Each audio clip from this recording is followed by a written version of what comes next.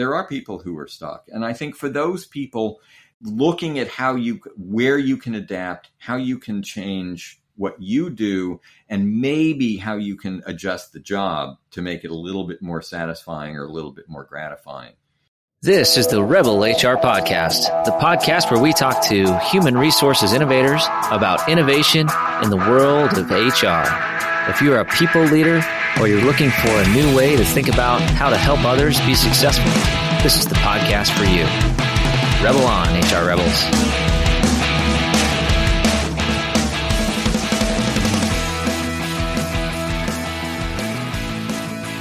All right, Rebel HR listeners, thanks for joining us this week. I'm really excited for the conversation we've got with us today. Bill Berman. Bill is an executive coach with experience as a psychologist, senior line manager, and an organizational consultant. Since founding Berman Leadership Development in 2005, he's been a trusted advisor to general managers and C-suite executives across multiple industries. We are going to be talking today about a book that Bill wrote with George Bradt, Influence and Impact. Discover and excel at what your organization needs from you the most. Welcome to the show, Bill. Thanks very much for having me. It's good to see you. Absolutely, and really great to have you on the show. We were talking before I hit record. I started reading through the book. I'm not all the way through it, but some really great content in here, and I think that could be helpful for any professional, regardless of where they're at in their career. So, what inspired you to write a book on influence and impact? You know, I've been doing executive coaching for 15 years, and I was a line manager for about 8 years before that. And it's become increasingly clear to me and to my colleagues that the use of direct line authority to get people to do things is really waning as a way to make things happen. So much organizations are so complicated now, and they're so matrixed and they're so global that if somebody doesn't want to do what you need them to do, they don't have to do it most of the time. So if you don't have influence, if you can't convince people that they should want what you want, you're not going to be able to get done what you need to get done as a senior leader in an organization. So that was the trigger for me about writing this book, is that I think everybody needs to understand how they get influence, what that's built on, and what it can do for you. And a lot of times the people are talking about pretty advanced activities in building influence. So you start out building influence by making people understand that you're the go-to person who can get the job done and who is a part of the organization. And if you can get people to see that, then they're going to want to follow you and they're going to want to help you. That's really the trick. Absolutely. Just reminds me, and I kind of grew up in the management theory of command and control, right? Where Yep. I am your leader, therefore thou shalt do as I say, or else we can find someone else to replace you.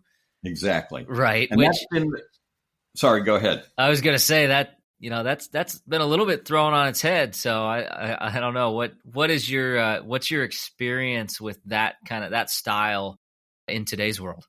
10 years ago, I was working with a client who had probably 25 years of general management experience. And he was very accustomed to running a command and control shop and being in charge of everybody. And his company got bought by a much larger company.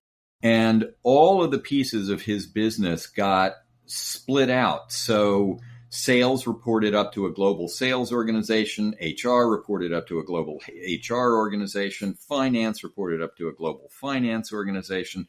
Same with marketing. And so none of those people needed to listen to him because he wasn't their line manager. And after about 6 months of this, he left. He said, I can't do this. This isn't how I've learned how to run a business. I don't want to do this way. And that was one of the early indications to me that this was an important approach to develop. And so that's become a part of my coaching all the way along. Yeah, I remember it's been a few years back now, but at a manufacturing organization that I worked at, it was a very similar experience.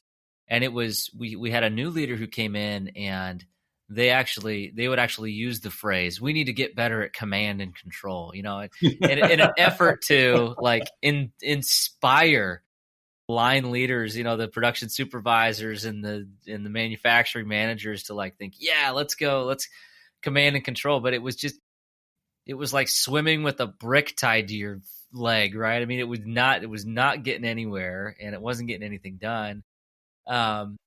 But what I noticed was that the departments that were running well prior to this individual coming in continue to run well in spite of this, this approach. And what I saw, the commonality there in those leaders were they took care of their people, but they weren't necessarily the most compliant with, corporate structure, but they tended to get people to follow them. So is that what you're referring to, where Absolutely. It's really about influence? Building, there's a book called "Why Would Anyone Be Led by You" by Rob Goffey, and it's really about how do you build followership and how do you build alliances with people so that they want to work with you. And that's really the issue of followership, and building followership is critical to being a leader these days. Otherwise, people can just hold their breath, sit tight, and wait for you to move on. Because if they don't do the work for you, you're not going to be successful, and you're going to be told to find another job pretty quickly. So the building followership is equal parts of giving people something to believe in, giving them someone to believe in, and giving them someone who believes in them. And if you can do those three things, then you've got enormous influence over the organization and with the people. So it's going to make a huge difference for you. Yeah, absolutely. And I think you articulated that in a really interesting way. And I've heard this before, where it's like, if somebody gets a leader they don't like, we'll wait it out. We'll just sandbag our way through this until we got somebody that we like. But yeah, it's almost like the world is awakening to realize that there is a lot of kind of power in the hands of individuals who are, maybe not in a leadership role, but the ones actually doing the work. A lot of leaders, particularly in the past, felt like if that their people were successful because the leader, and the job of the people who worked for them was to make the leader successful. I think that's really been turned on its head. And I think the best leaders these days are servant leaders, and they understand that they are there because they stand on the shoulders of the giants who work for them. Mm-hmm. And if you understand that, and you treat people with that level of respect and integrity and autonomy, they're going to deliver for you. They're not going to sit around and give you a hard time or passive aggressive you out the window. They're going to work for you and want to help you be successful, because they can see how their own path to success in that. It's the whole notion of the alternative to command and control is what's called mission tactics. And it's been around really since the 19th century. And even the military has gone back and forth between mission tactics and command and control. And mission tactics is a system whereby you delegate a ton of responsibility and accountability. And you do that by making sure people really understand both the mission and the values of your organization. So and a lot of the military now uses that mission tactics approach to leadership. That's a critical part of the leadership manual. Yeah, it's really interesting. So in your experience and the work that you do, obviously you've seen a number of leaders, and you've helped a number of leaders along the way. Have you seen somebody successfully transition from a command and control into a mission tactics style? That's a really good question. And I think over time, the answer is yes. So I had a client who started out as when he was a young manager, was very much a command and control fellow. He knew what he wanted done. He knew how he wanted it done. He knew that his job, he believed, was to get the people to just give him enough stuff so he could be successful. And so it was really an organization designed to support him. Over time, he ran into a couple, and I've known him for 15 years. Over time, he ran into a couple of failures, and he had a mentor that told him, look, you're failing because you're trying to be smarter than everybody else. And he said, that's not the job of a leader. The job of a leader is to make everybody else successful. And he heard it. He understood it. He took it to heart. And in the work I'm doing with him now, it's all about leadership by followership and building relationships. And I did a interview with a number of his employees, the people who work for him, and he got glowing references. They thought he was doing a phenomenal job. So I think he's probably one of the people that I've seen the most turn around. We'll be back after a quick break.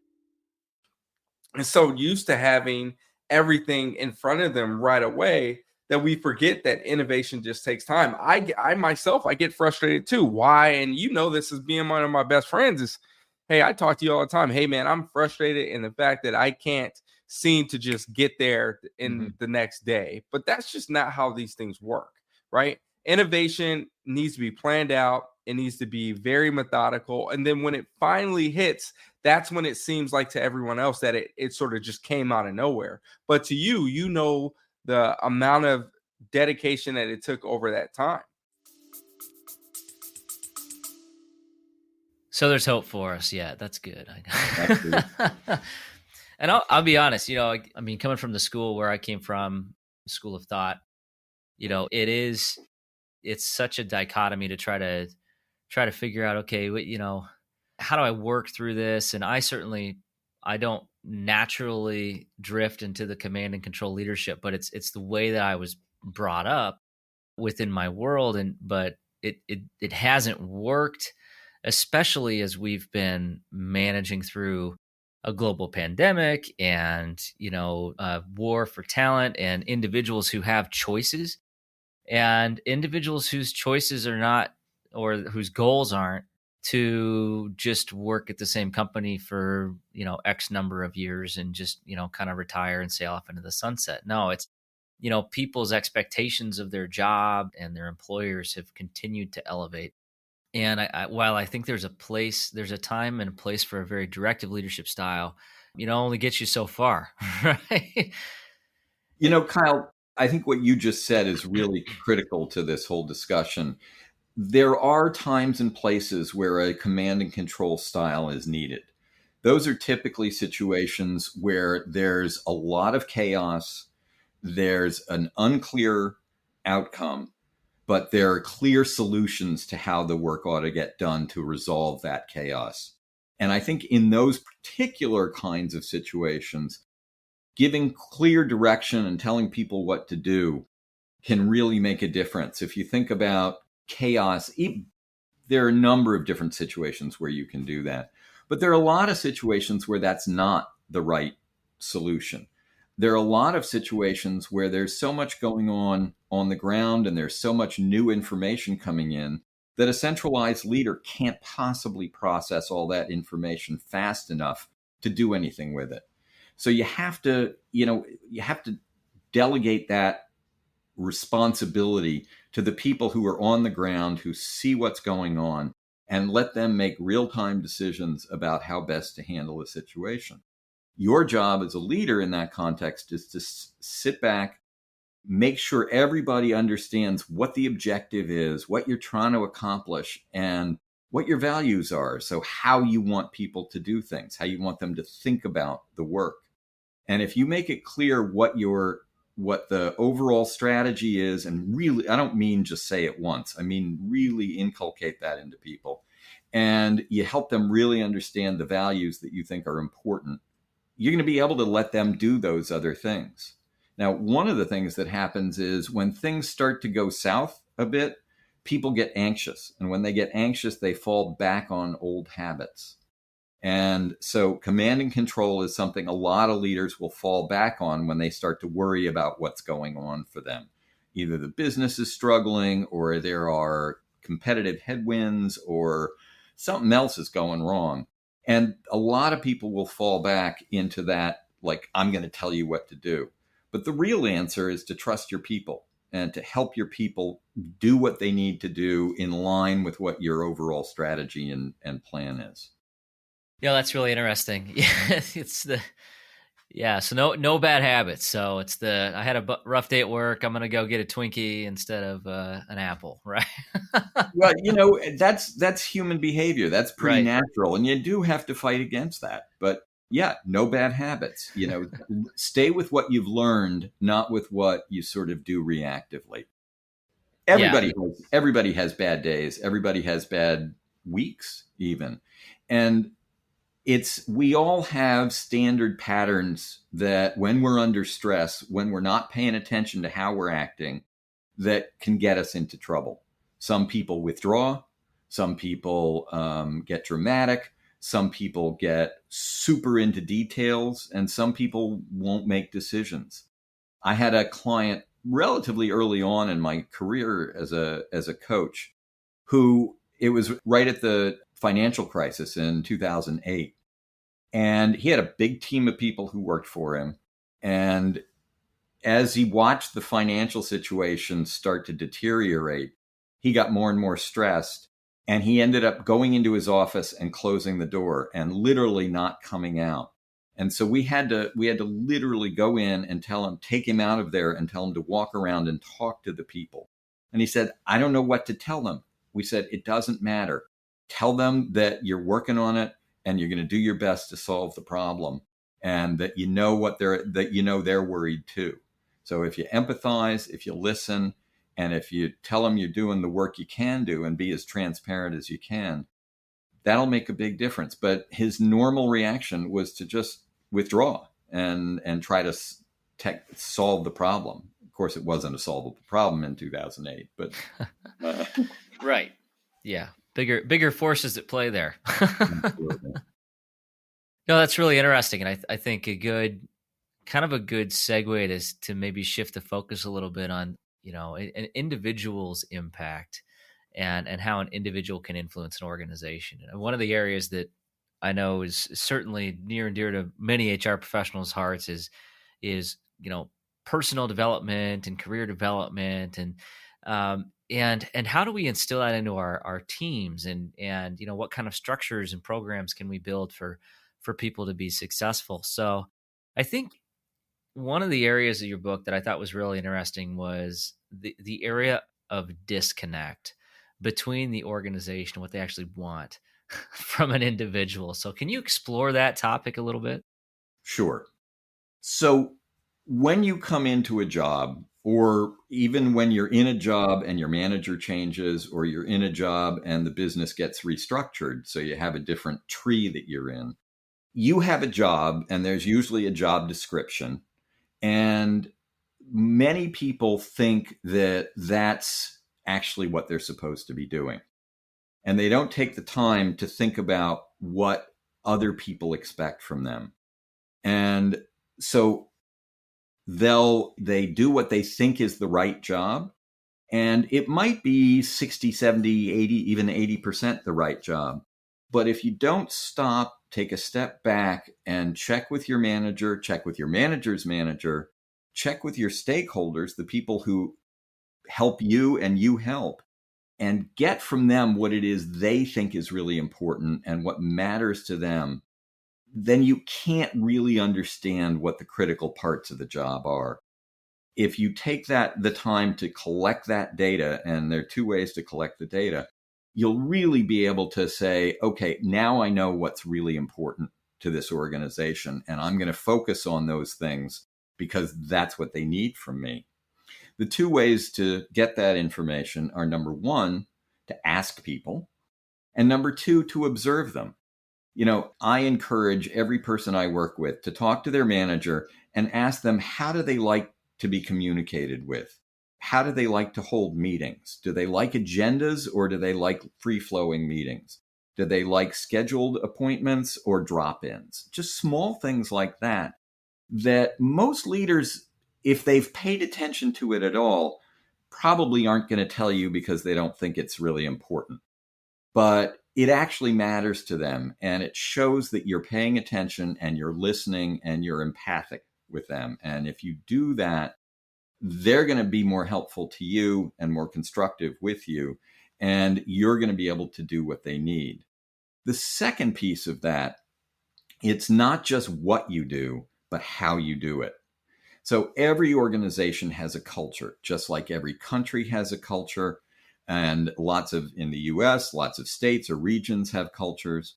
And if you don't understand the way an organization operates, it's going to be extremely difficult for you to have the kind of impact you want to have, because people aren't going to be able to use what you do because you've done it in a way that's uncomfortable for them or unpleasant for them.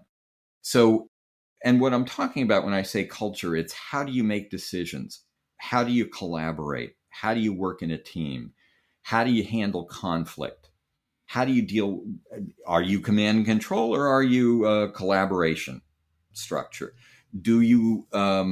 Are the people who you work with, have they been there for 20 years and everybody has a big set of implicit rules? Or is everybody new and we're just building those ideas right off the cuff? And those are the kind of things that really make a difference.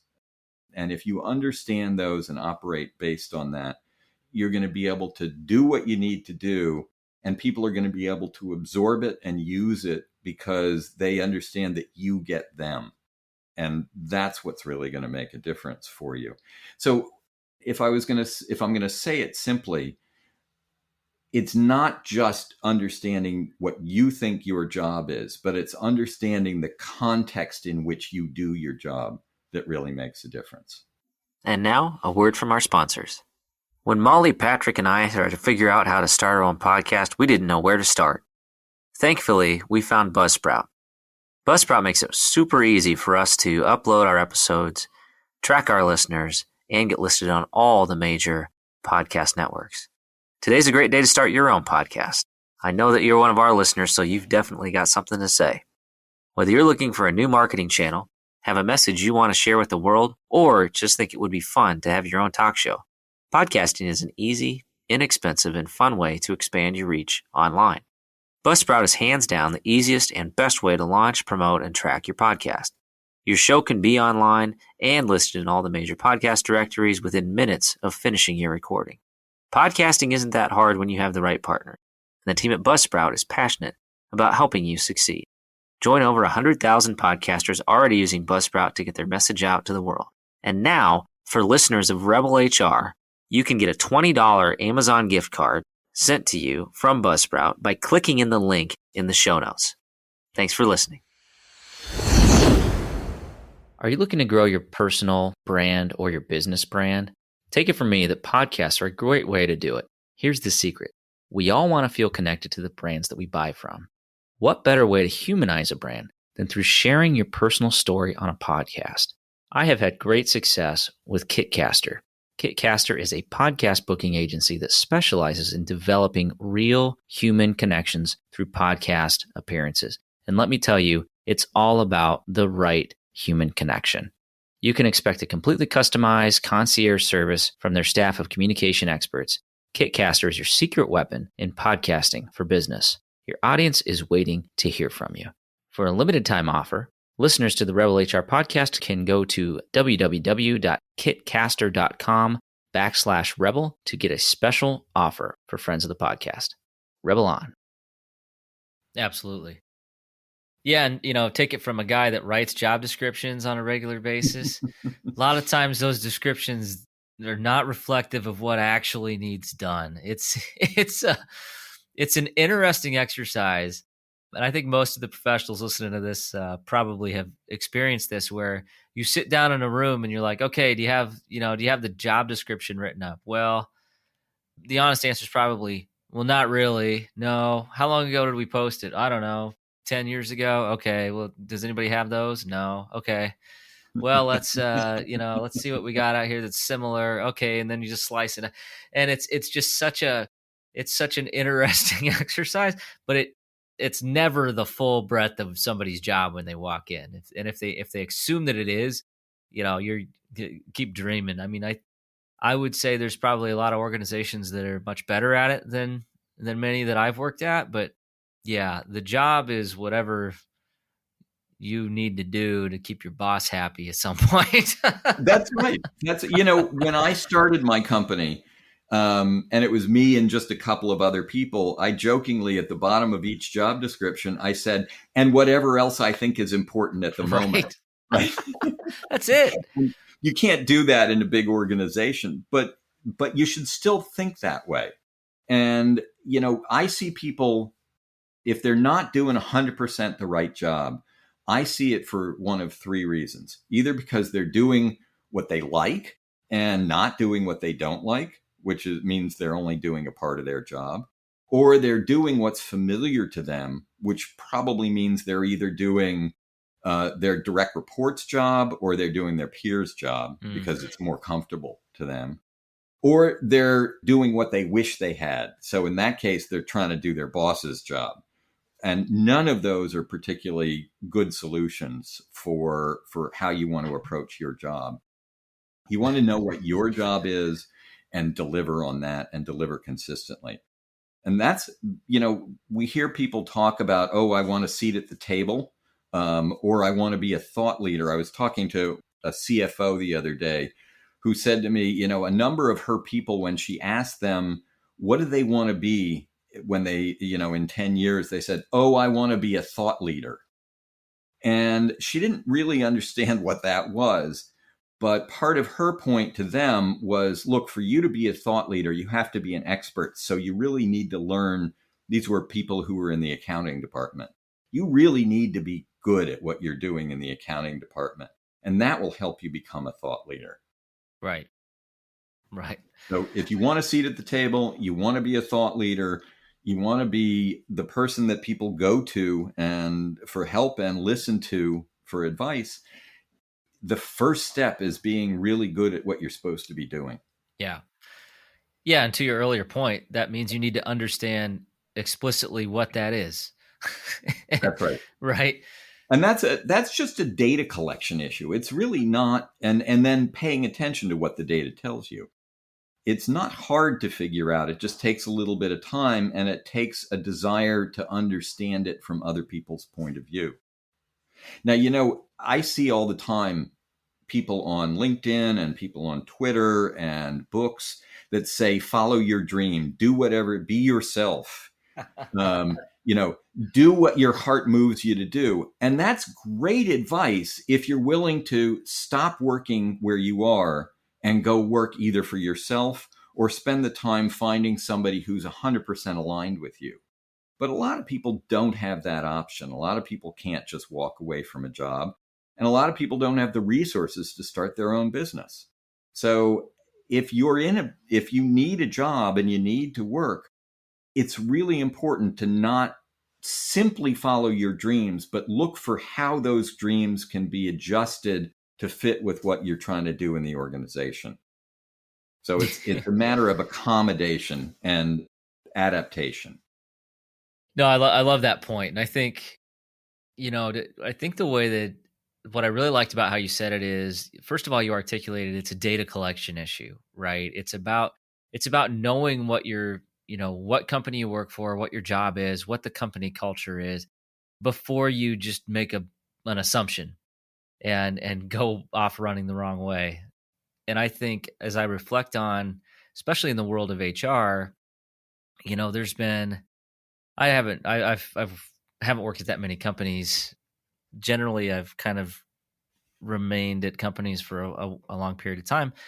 But what I found is that it's taken 6 months to 12 months to 24 months before you really kind of hit your stride in HR. And I think a lot of it really is kind of that learning by doing and figuring out, okay, how do people actually work here? How do they interact? And honestly, it's kind of like, especially in HR, you kind of have to get into the circle of trust a little bit Yeah. uh, to be effective. I mean, you could, like, I could come in on day 2 at a new job and say, here's the handbook. It's everything that you need legally in the handbook. You should do this or else, here, sign this and it's done, but it's not going to matter. It's not going to make any impact. It's just, No. but it will check your box. Yeah. 100% right. And Yeah. that's one of the reasons why we put a number of worksheets in the book, because we wanted to make it so we could help people accelerate the process. So there's about a half dozen pretty straightforward worksheets that you can use to help you figure out what the job really is about, what other people are expecting from you, what the culture is all about. And then we actually have a worksheet where you write your own working job description, which is really about what the organization needs from you. And, a lot of times it can be a pretty complicated process for HR. With senior leaders, they go through an interview 360 assessment where you have an external person talk to a lot of different people, and then they write that up and they put it in a document, and then you work out a development plan, and which is great if you can afford it or you have the time for it. But it's not the only way to get this kind of information. And that's one of the reasons we wrote the book, is because we wanted people to have access to the tools that would help them accelerate their being, under the tent to being part of the organization. Yeah, it's great. And it's, I think it's interesting as well. And I think this goes back to culture and how work gets done. Depending on your organization, if you go in and you try to, do this big, grandiose, overarching, leadership 360, they're going to look at you like, what are you smoking? We don't do that Right. here. We don't need this, or whatever myriad of excuses you're going to get. Like you have to kind of have to know your team, and, and working through the exercise of understanding how work gets done, and, how you can help the organization learn is so critical. And I don't know, my approach on influence is it's always easier if somebody thinks it's their idea, or they're already aligned because you've been, just kind of working through it, and you understand how to communicate with them and articulate the value of something, versus coming in and saying, hey, this is a program I put together, we should do it. It's Yep. Yeah. Absolutely. I And, learned that the hard way, not with one of your worksheets. Oh yeah. No, there are plenty of executives out there who you'll go to them and say, if you go to them and say, here's what I want to do, here's the right thing to do, they're going to shoot it down. But half the time they're going to come back 2 weeks later or a month later and say, you know what we should do? And they're going to tell your idea. And you either get upset that they, are taking credit for what you thought, or you realize that that's a part of your job. And it's not going to, sometimes that will undermine you, and sometimes they're doing it to undermine you. But most of the time they're doing it because they stepped back and they thought about it and they processed it. And they may not even remember, executives have 20, 30 conversations a day with different people. They may not actually know who said it and what they said. So it's not always clean and simple and well-meaning. But I think if you operate on that assumption at the beginning, you're probably much better off. Yeah, and I think that's another great point, where if you're interacting with an executive and you've had that conversation about, well, how do you like communication to come your way? Do you like to have structured meetings? Do you like for free flowing? If you have that conversation up front, you'll understand, oh, they talk to 20, 30, 40 people a day. They get 5 hours of sleep a night. They got so many things coming at them that if I'm going to have this conversation, I need to understand that. And it needs to be like high level cliff notes, say it, get out of the way, and then remind them again if you need, but just understanding the context of that person's world, that'll let you be so much more effective. And I think that the individuals that understand that and have kind of the empathy for what that person's day in their life is like, they will have a lot more influence because they will be heard and they will make a bigger impact eventually. Absolutely. Absolutely. Kyle, I'm sure you know the 3 Bs of working with executives: be brief, be bright, be gone. Yep. But Been there. Yep. The thing about influence is when you do your job really well and consistently, and people know they can rely on you, then there are going to be opportunities for you to put your hand up, to solve problems, to take on new responsibilities, to step into a role, maybe on an interim basis or a temporary basis, and take responsibility for new things or solve a problem that hasn't been solved. And those are the things that give you just that next step of influence, that take you from being the person who gets his job done or her job done to being the person who is making incredible contributions to the organization. The book, we have a case study from a friend of mine who was working at one of the big hotel chains in HR when the pandemic hit, and she was responsible for having to lay off tens of thousands of people and, furlough them and lay them off. And they put together programs that help people find resources and get them in contact with their state governments for unemployment insurance and various other resources.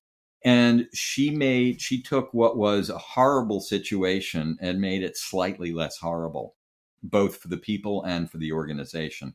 And it made a huge difference for the organization, and it's had a huge influence on her career.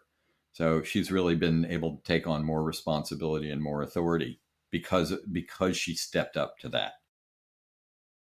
Yeah, talk about doing something you don't love. I mean, that is, most HR people's worst nightmare is it's the hardest job in the world is laying off people, closing factories, closing manufacturing plants. Nobody likes doing that, but there are good ways to do it. There are better ways to do it and worse ways to do it. And I've seen both. And the people who do it the better ways, people walk away angry that they lost their job, but not angry at that manager. Right. And oftentimes not really angry at the company. But the people who do it the wrong way, people feel betrayed, people feel undermined, people feel hurt and harmed. And it's a really bad situation. Yeah. Bad for everybody. Yep. Yeah. Yeah. I mean, I recall, unfortunately I've had that experience in my career, but if I recall a while back, we had a facility closure situation. And this was at a point in my career where this was probably the first or second time I'd had to do what I would call like a no fault layoff, where it's just a business climate. It wasn't due to underperformance. It was just the necessity at that time. And at that point in my career, I was very fortunate to be accompanied by a very seasoned manager who had gone through this before. And, I'm sitting here worried about all the agreements and, how do we mitigate risk and what, how do we not get sued? And he told me a couple things. The first one was, listen, you can't do anything worrying about, sorry, Siri wanted to join in on the conversation. She does that. Yeah, she does that.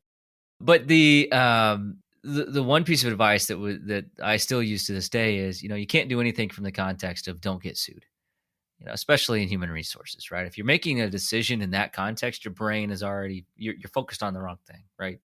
And then I was worried about, the legality and the legalese and the agreements. And, he said, well, did a lawyer look at it? Yes.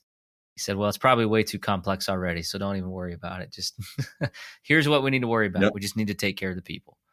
Right. And we just need to be honest. And we left those conversations. We sat down with every individual impacted personally. And we left those conversations with, nobody was happy, but they were understanding. And in fact, a number of them apologized to us for having to go through the conversations and for having to do it. And there was such a moment of humanity there and thankfulness from an employee that, in my opinion, really should not have been thankful.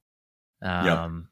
That but that I think is exactly what you're getting at, is that the influence, the impact that leader had on those individuals, and the trust that those individuals had that this wasn't anything personal. And then we also did go out and we said, okay, we gave them plenty of timeline, like Yeah.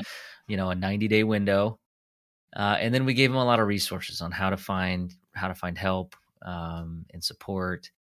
And I think every single person by the end of that layoff period had a job lined up, ready to go. We had a couple people who had great opportunities that left earlier than the closure period. But it was one of those situations. It was, I would call it just kind of a really human interaction that could have been just terrible had we handled it differently. Very early in my career, back in the early 80s, I was working for the New York State in the Health and Hospitals group, and they had to go through a layoff, and it was handled the exact opposite way that you're describing. Mm-hmm. So it was cold, it was clinical. People were brought into a room and told either they were losing their job or their job was being moved to Buffalo, or nothing wrong with Buffalo, but if you live in New York City, that's probably not your favorite place to go. It left such resentment and residual anger for all of those people. If you can possibly do it the way you're talking about, the way you did it, where you're showing caring about the people, it's going to make a big difference. Absolutely. So some really, really great content there. I want to talk real quickly. We've talked a little bit about a disconnect between, what the organization tells you they want from you and what you actually need to be doing. Once you've done that data analysis and you actually know, okay, I know what my job is, I know what my organization needs from me. I get the mission, I get the vision, I get the values, I get it. But there is a disconnect between the skills that I have and the work that I need to do. How do you resolve that disconnect? And what steps or tactics work in order to be effective in the role that you're in? Well, there's a chapter in the book called The Pivot Point, and that's where you really have to make that exactly the decision that you're talking about. Does the job I have, the real job I have, align with the skills I have and the values I have and the preferences I have? And if they do, that's good, because then all you have to do is make a few adjustments to how you do things or what you're doing to get it 100% right. But if there's a mismatch, if there's a misalignment, then you've got to make a decision about, is this an alignment I can correct? Is it worth trying to correct? And do I like where I work and who I work with enough to make that effort? And, sometimes you're going to say, yeah, I need to learn new interpersonal skills, or I need to learn to collaborate, or I need to develop my Excel skills, or I need to develop my financial acumen. And I'm going to take the time to go do that so that I can be successful in my job. But a lot of times you're going to say the match doesn't work. So you've got two options at that point. You can either say, is there another job in this organization that I'm a better fit for, that I could see about whether we can make a move? Or do I need to start thinking about other options? Do I need to look at other companies? Do I need to change what I want to be doing because I now see who I am differently? And that's a real option for people. It's a scary option. And for a lot of people, it means going through a bit of a grieving process, because if you've been working on trying to get to a certain place for 3, 5, 10 years, and you realize it's not a good match for you, that's going to feel really bad. That's going to hurt. You have to grapple with those feelings, and you have to understand that those feelings are there to help you move on and do something better for yourself. And there's a third situation here, Kyle, that I think is important, because occasionally people are in situations where they can't move, where they can't change jobs, and they're really, for whatever reason, stuck. Now, a lot of people think they're stuck in a job, and they're not. But there are people who are stuck. And I think for those people, looking at where you can adapt, how you can change what you do, and maybe how you can adjust the job to make it a little bit more satisfying or a little bit more gratifying, may be the option you have. If it's an issue of bias or discrimination, that's a bit of a different story. And we do have pieces in the book that talk about that. But you've always got the option of, are there ways I can flex, or are there ways I can get the organization to make some changes so that this is worth doing? Absolutely. And I think I've seen that. You can tell when somebody's not the right fit, or they're trying so hard to be the right fit, and it just ain't gonna work. Yeah, I mean, and it's hard to put data behind that, but you know it when you see it. In the same context, you also know it when you see somebody who has the potential to do it and maybe just hasn't had the experience. And I think as I reflect on my role and our role in human resources, I really think that's part of our value to the organization, is understanding that disconnect exists in people sometimes, and helping people find that right path for them. But I also think the other thing I'll say, just to kind of plug the book one more time, going back to the point that you need to make data-driven decisions as it relates to the job, is it just because the job isn't something you love every single day doesn't mean you should jump ship. Correct. Take the data in first and give it a good hard thought before you say, well, this isn't for me. Well, maybe the job is for you. You just need to articulate it, the communication needs and learn a new skill. Well, and listen, there's never 100% good fit. Right. I tell people, if you like 70% of your job, you're doing just great. I have my own business. I don't like sending out bills. I don't like doing, administrative stuff and taxes and stuff. But the other parts of the job make it worthwhile. Right. There's no perfect job. Nope. Yeah, I'm with you. And I tend to revolt at the idea of, do what you love and you never work a day in your life. Well, sometimes aspects of work suck, regardless of whether you love what you do. Absolutely. Yep, for sure. All right, Bill. Well, we are closing in on time, and I want to be respectful of your time here. So we're going to shift gears. We're going to go into the Rebel HR Flash Round. Okay. All right. So question number 1. What is your favorite book that gave you insight into people? So that's really complicated question to ask somebody who's got a PhD and was an academic for 12 years before changing careers. But what I would tell you is when I was working at the information system company, my boss handed me a book called The Fifth Discipline.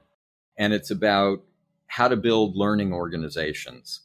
And it was written by Peter Senge years ago at MIT.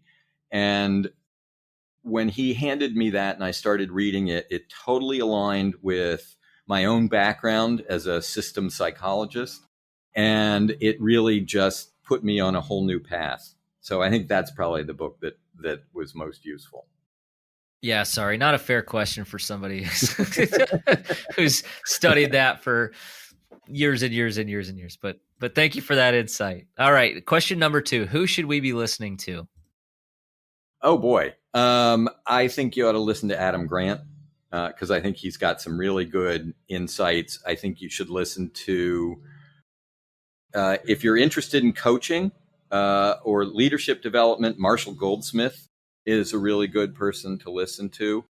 And I think, if you're interested in business, actually, I think Marketplace on NPR is one of the best podcasts or broadcasts you can find. Awesome. Perfect. All right. Last question. This one's the hard-hitting one. How can our listeners connect with you? You can connect with me by my website, which is www.bermanleadership.com. That's BERMAN and then the word leadership. You can find me on Twitter as Dr. Bill Berman. That's DRBILLBERMAN. And you can find me on LinkedIn either as Bill Berman or as Berman Leadership Development. And those are all the best ways to find me. Perfect. And we'll have all that information in the show notes, and strongly encourage our listeners to check out Influence and Impact, and just really great content. Appreciate the time here today, Bill. Great. Thanks very much, Kyle. It's been a pleasure talking with you. Thanks. Take care. All right. That does it for the Rebel HR podcast. Big thank you to our guests. Follow us on Facebook at Rebel HR Podcast, Twitter at Rebel HR Guy, or see our website at rebelhumanresources.com. The views and opinions expressed by Rebel HR Podcast are those of the authors and do not necessarily reflect the official policy or position of any of the organizations that we represent. No animals were harmed during the filming of this podcast. Baby.